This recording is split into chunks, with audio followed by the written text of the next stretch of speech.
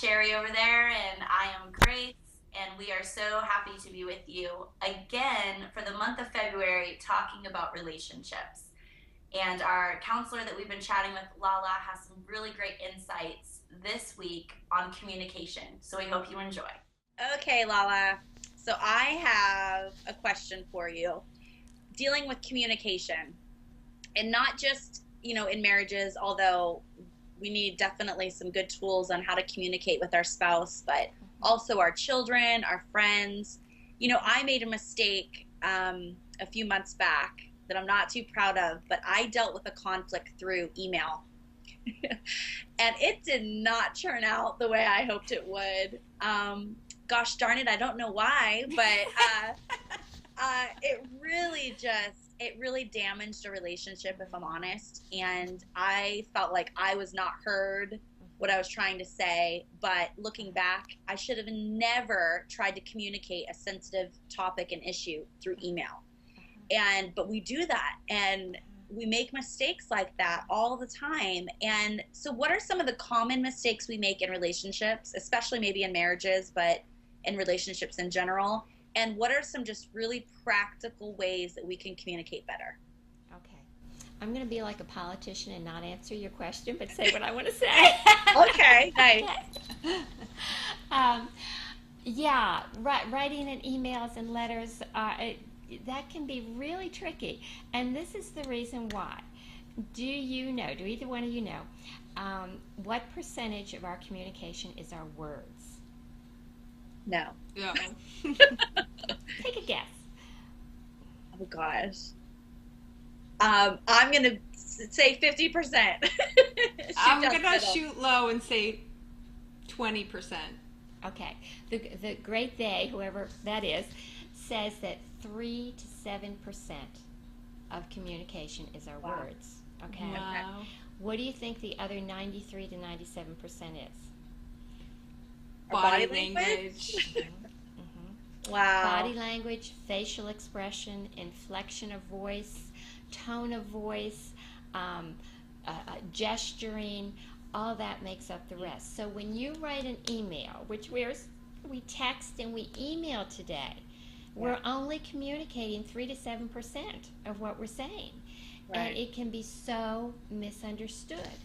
When you can read words and you can write words in one tone of voice, and they can be read in a totally different tone of voice. I always like to go to this Bible example of this, and it's in the book of Luke. And when the angel Gabriel came to Zechariah and said, "Your wife will be with child," he said, "How can this be?" Upset the angel terribly, and he said, "You're going to be mute." Okay? Same angel Gabriel came to Mary with the same message, "You're going to be with child." Her response was the same. Said, "How can this be?" And he said, "Blessed are you among women." Okay? So what was the difference there? The words were the same. I think the difference was that Zechariah answered, "How can this be?" with mockery, disbelief. And I think Mary said it with wonder and awe. Okay? That's good.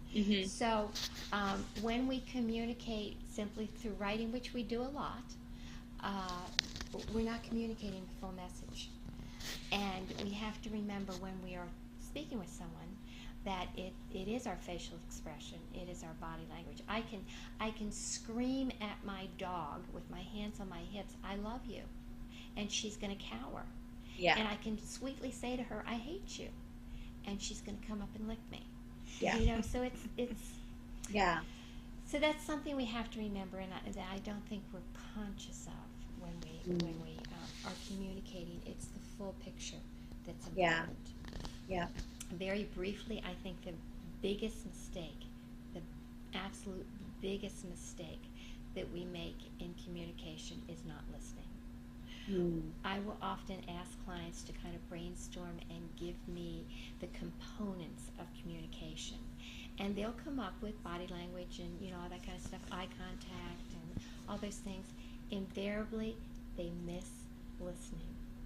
And listening is a huge part of communication. I mean, I could sit here and talk to the wall all day. Yeah. I could use all kind of gestures. I could use all kind of body language and facial expressions. but that's not communication because Yeah. the wall can't hear me. So we tend to not listen because we're either too preoccupied, we're too busy thinking about what we want to say, too busy building our argument or defending ourselves or whatever, forming our own preconceived ideas, and we just don't listen not only to the words, but we really don't listen to the heart behind the words. And I see that as the biggest thing, a mistake in communication we make with one another. So, and then there's others, but we'll leave it at that. One of the tools that my husband and I use is at the end, especially if we're processing something big, or you know, we've had a fight or something and we're talking about it. One of the things we'll say is, okay, what did you just hear me say? Yeah. And it is amazing what comes out of those conversations, because he'll say, well, I heard you say this, and I'm like, I didn't say that, I said this. And I think you're absolutely right, listening to not just the words but the heart behind those words. And something that my husband and I say to each other all the time, hey, we're on the same team here. We're on the same team, because I can so quickly take offense to something he's saying, and I'm like, why are you calling me this, or why do you think this? And he's like, hey, no, I'm not saying that, and I'm on your team here. I'm on your team, especially when he has to correct me about something. I can get very offensive or defensive, and to have that, maybe that's something that we can introduce into our conversations, is especially with our children. What did you just hear mommy say? What did you know? Right. I think that's a easy one. You know, oh, sorry. So that when you go from the room or you depart, you both are on the same page. You brought up two things that are interesting, and let me see if I can recall both of them. There's actually 4 levels or 4 stages of communication. One is what I say, or the first one is what I mean to say. And the second one is what I do say. And that I don't always say what I mean to say. I don't know about the rest of you, but I don't. The third one is what you hear me say, and the fourth one is how you interpret what I say. So between what I meant to say and how you've interpreted what I've said, there could be a wide range. And so asking that question, what'd you hear me say, and working it back and forth can really bring some understanding. The second thing you said, Grace, is I need visuals for abstract concept. And so this is my visual. I envision that we all have this invisible, like, air filter around our heads. And so what happens out here is kind of objective, but it has to go through my air filter, my mind filter, before it reaches my brain that I can interpret it. Now, if my mind filter is labeled rejection, then what happens out here is going to be interpreted through the lens of rejection. If it's labeled jealousy, if it's labeled, whatever it might be labeled, I will interpret what somebody says in light of that filter, which will give a different slant to it than perhaps what the reality was. So understanding our own filters and why they're there is an important aspect also. I'm sorry. Well, I was just going to share a personal story about a couple months ago. Actually, Lala and I had gone out, I think it was for breakfast, and we had been talking about church stuff and ideas and all of these things, and I went back to the church after that breakfast totally pumped and excited about all these ideas we had and all these things, and I just started sharing with my husband, here's what we want to do, here's this and that, and he just stood back and he was like, okay. And then later on that evening, I brought up some personal things that had been on my mind that I wanted to share with him, to open up a thing that was bothering me. And somehow I had said something about Lala and I talking, and then, Steve, I'd like to talk to you about this. And he took it as Lala and I were talking behind his back at this breakfast, and that's not what I meant to say at all. I just happened to bring up at the same time I had talked about some other things at our breakfast, something that I really wanted him to work on or to point out. and he just made this statement to me that hurt my feelings, and and I was really upset about it. And things cooled down, and I thought we had dealt with everything, and we had calmed down and talked things out. And then for 3 weeks, I had anxiety, like nonstop anxiety, and I couldn't figure out what it was. I was blaming it on this family that we're having issues with in the church, and I was like, I'm wondering why that family was getting me so worked up. Then Steve and I have another conversation, and I bring up this whole thing that had bothered me, and I realized that the anxiety that I had had for 3 weeks had to do with that conversation not being resolved and thinking it was, and then rehashing it again and realizing that what I thought he said was not what he said, and what he thought I said was not what I said. Yeah. And so he totally jumped on me back the 3 weeks before, and then I jumped on him again because of what he said in response to what I said. And it just created this 3 weeks of nonsense, all because we weren't communicating the way we know we should. And we've been taught how to do this. We just didn't. And I thought I did it appropriately on that evening. Can I talk to you, Steve? But I guess I didn't do it right. And I still have to go back to my notes of how to communicate properly. So you cleared my name. I did clear Lallah's name. He thought we were just scheming and being strong, independent women trying to usurp his authority, and that wasn't the case, but that's how he took it. So these things can be messy with miscommunication and can really destroy relationships. Yeah. I think we've got to keep going. We can't give up. And I think so easily we give up, and we just say, you know what, to talk about this again, or it's because it's so difficult sometimes, because one, your marriage especially is going to be the most important relationship here on earth that you have. And your kids are watching, people are watching, and there's a lot at stake. And spiritually speaking, the enemy knows that this is an important relationship, and if he can get a wedge in there any way he can, he will.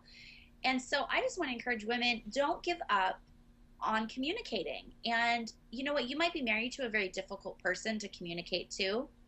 There's a lot of aspects that, maybe at another time we could do a whole series just on communication. I think would be great. Because some of us are married to men who are really difficult. And on the other way, maybe you are really difficult for people to communicate with, and you come off hard, or whatever the case is. But I would just say, don't give up. I see too many marriages where people have just thrown in the towel, and they're roommates. Yeah.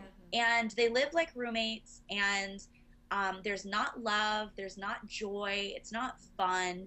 Yeah. And there is hope to get to that place, but don't stop communicating. And especially in your marriage, and just start small. And maybe it's, you're praying together, or maybe it's, you're praying separately and you're just praying for your spouse.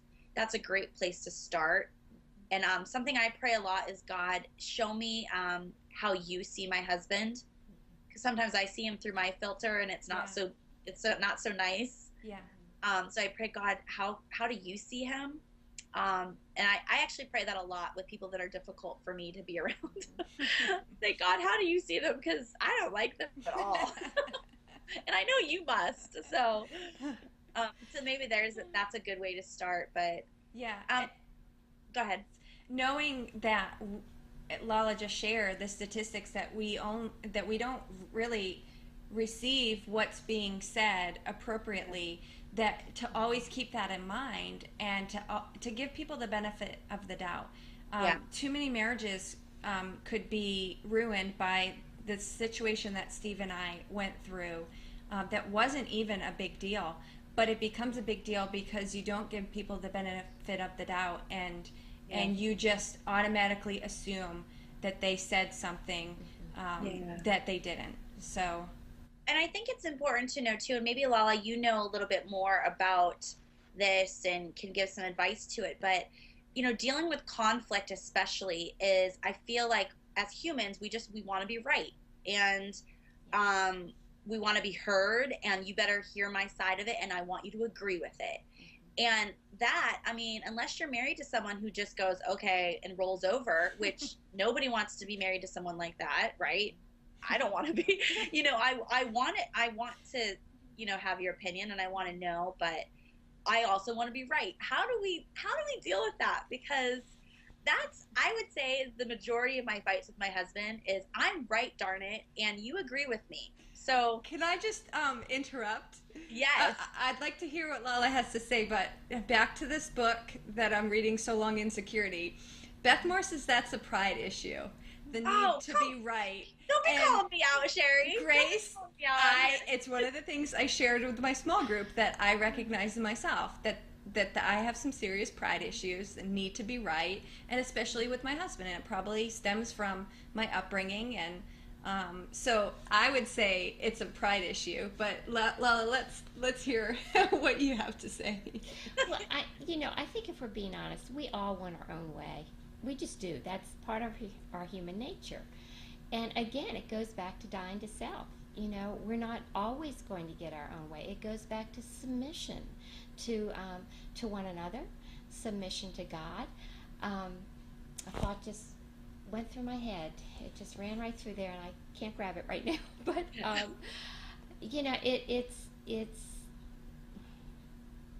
it's learning to listen.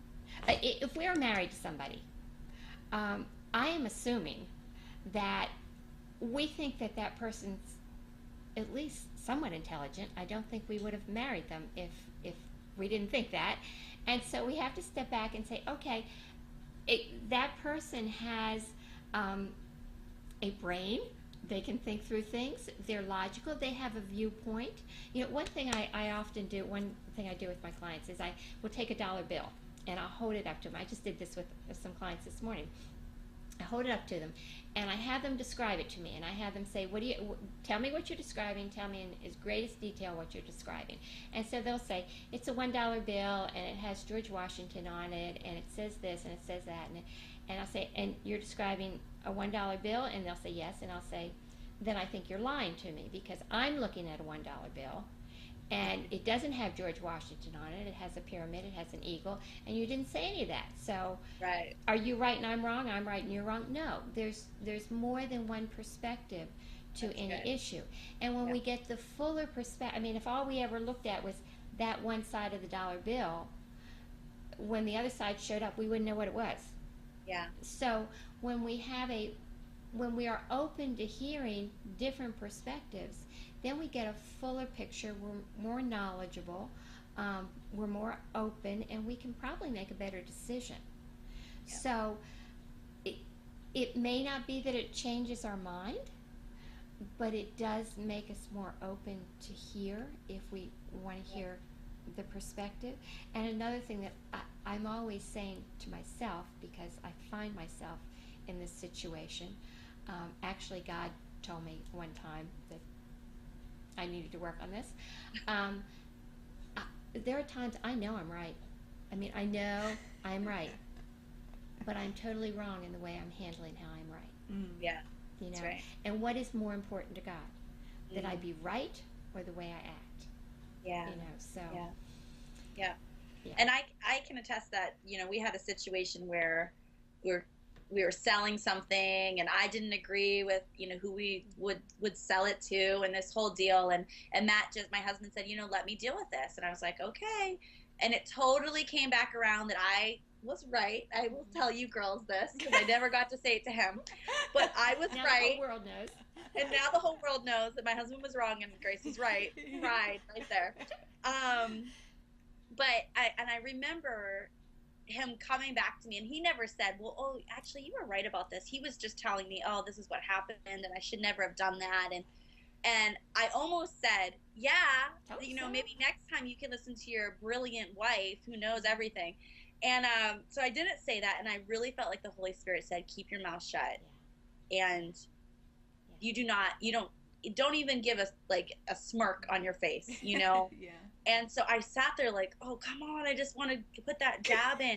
And exactly what you're saying. What good would that have done And would that have built my husband up? Would that have edified him? No. And would I appreciate that if he would have come back to me and say, see, you were wrong, I was right?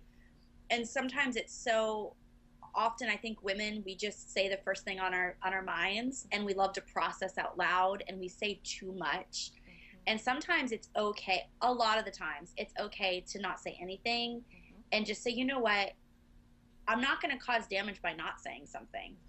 I could probably cause a lot of damage by actually saying whatever's on my mind right now. So why don't I just be quiet for a moment, and wait, and I might not need to say anything in this moment right here. So There's a wonderful story of that in the Bible, and there are certain, I guess, boundaries with this. So I don't want it to be taken to cover everything. But in 1 Peter 3, Peter is talking about, again, wives, submit to your husbands, that gentle, quiet spirit. And when he's talking about submission and obedience to our husbands, he goes on to say, as Sarah was to Abraham. Now, if you think about when we know Sarah was obedient and submissive to Abraham, it was when he asked her to lie, and because he wanted to protect himself. And was he wrong? Absolutely. God told him that. But Sarah kept her mouth shut, and Sarah did what Abraham told her to do. So God protected Sarah, and God dealt with Abraham. And there are times if we preach. There are times if we keep our mouth shut, and we put it in God's hands, He will work it around that the right does happen, but He'll deal with. He will deal with. Ouch. Yeah. I think a lot of us needed to hear that. I know, right? Now, I would have to say, if your husband tells you to go prostitute yourself to make money or something, I'm not saying that covers that. So there are some, there are some limitations there. But for the most part, I think you're right. I think there are times that we do a whole lot better if we would just bite our tongue. Yeah. Even if it's just a little stub, and let God deal with it. And on the flip side to that, because the three of us are strong women, we share our opinions, we're ministers, we preach. Not every woman is the same as us, and some women maybe are a little bit more soft-spoken. They don't like to share their opinions so freely. And what I want to share on that side of things is, for some women, it's the issue of learning to shut up, learning to just stop talking, Grace, and let God deal with this. And on the other side, there's some women who you need to find your voice a little bit.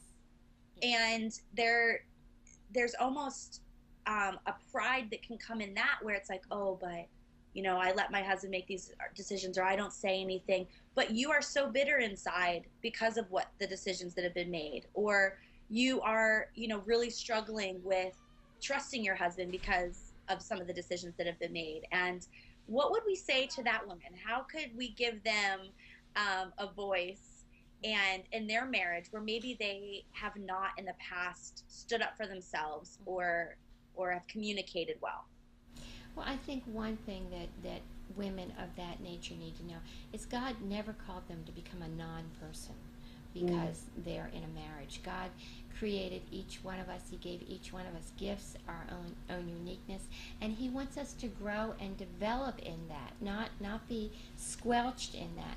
And so again, to go back to a healthy marriage, what is a healthy marriage? A healthy marriage is where each partner helps the other one, comes alongside of, encourages, builds up, edifies the other person to become all that God has called them to be, not that one grows and has their way all the time and the other one gives in all the time.